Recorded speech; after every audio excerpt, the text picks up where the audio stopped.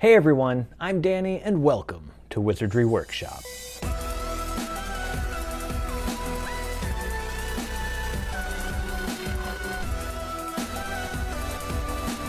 I always like to celebrate May the 4th by making a Star Wars themed DIY. I've done the Sacred Jedi texts from The Last Jedi. I've done the game of Sabacc, which is a card game from the Knights of the Old Republic games. In this one, I thought it would be really cool to do the Sabacc card game.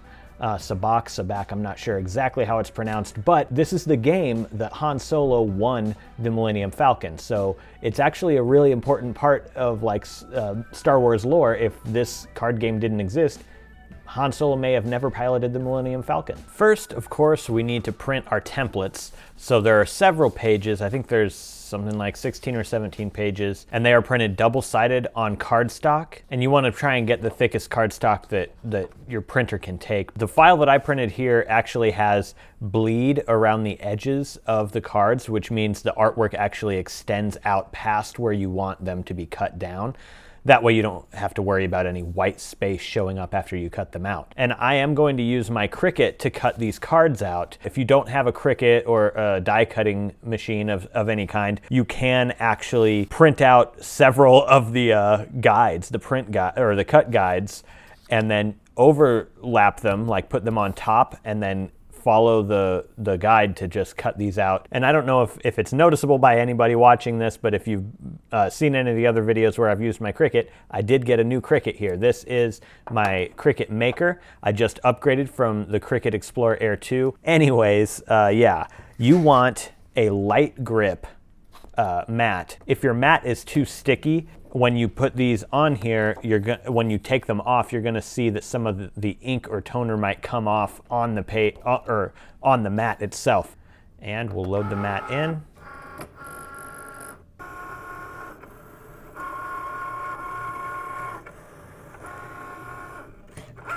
So the whole deck is cut out here.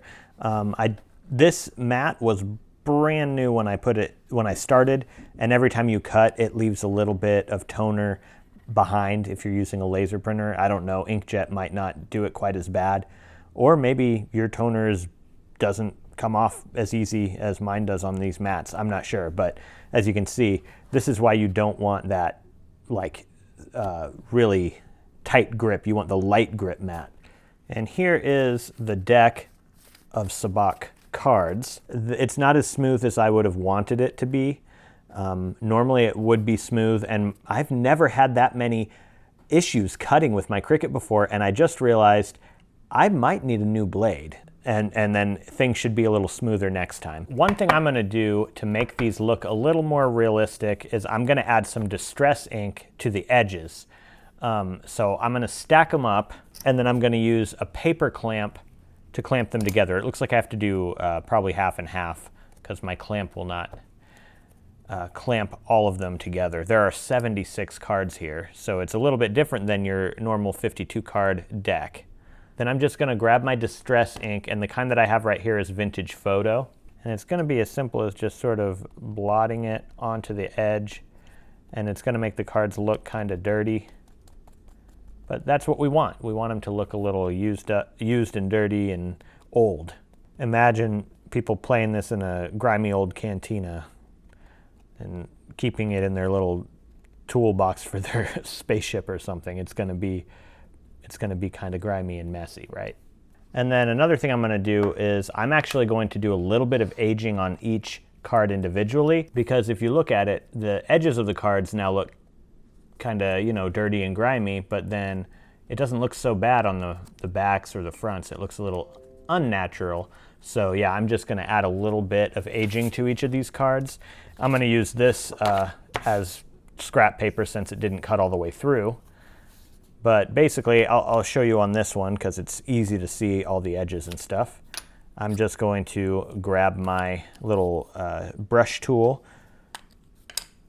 get some distress ink on here, and then I'm just going to sort of go a little bit around the edges. And what you are left with is a card that just looks kind of faded around the edges like that. And I'll do that to the back sides of the cards as well. So yeah, if you don't mind doing that to 76 cards, let's get into it. Okay, so I have finished aging all of these cards. I may have overdone it a little bit on the edges though, because if you see, they're just really, really dark edges right there.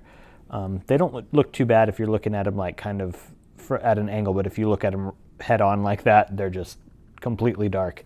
But I think the deck looks really good, and it was totally worth spending the extra couple of hours to get these cards looking old and aged.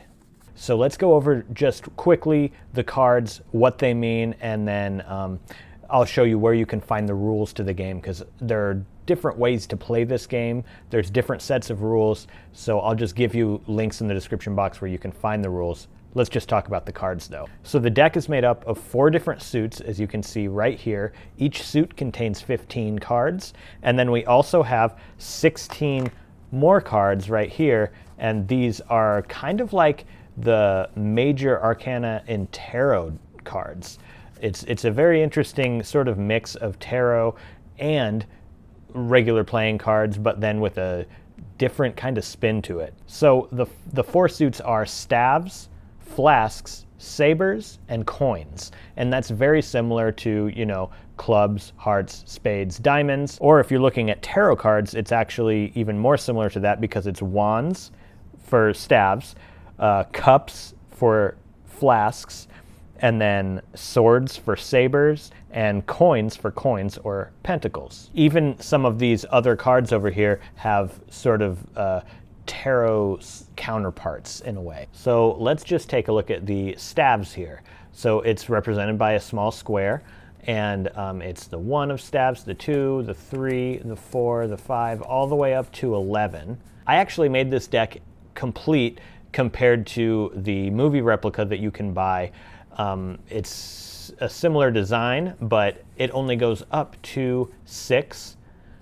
So once you hit 6, that's all you get with the movie replica for each one. I've went ahead and added the rest, so it goes up to 11 like it should. And then after 11, we have these. This is the commander, which could also represent the jack. This is the mistress, which could be the queen. This is the master, which could be the king. And this is the ace. And the way these cards are numbered, obviously 1 through 11 is really easy. They're worth 1 through 11. And then we have these, which are worth 11, 12, 13, 14, and 15. So it's pretty simple to remember what they're numbered and what their values are. But when it comes to these other cards, they're not as easy to remember, except for this one. This one is called the Idiot, and it is kind of like a counterpart to the Fool in tarot, and it's worth 0. So it's easy to remember because it has a little O there for 0. So there's 2 of those. There's 2 of each of these. So we have those. And then we have Balance right here. And I designed this card. This one I couldn't find any references to, so I just created a design that I thought looked kind of Star Wars-y. And it goes all the way through, so you can see this is sort of like the Jedi symbol, and then just some other symbols here, and all the way up to the star. That's the last one. This one is Demise, and I designed that little icon as well, based on a different Star Wars related symbol. But yeah, I designed this one. But don't worry, you don't have to go to like memorize all of these cards or anything, because I have them all right here. And each one of these, it tells you what their name is and what their value is. And some of them are negative values. And so, yeah, these cards should help you out while you're playing. You can just set them aside. And if you can't remember what the value of some of these cards are, just look at this. Like I said, I'm not going to go over the actual rules of the game, but basically the object of the game is for your hand to equal as close to 0 as possible.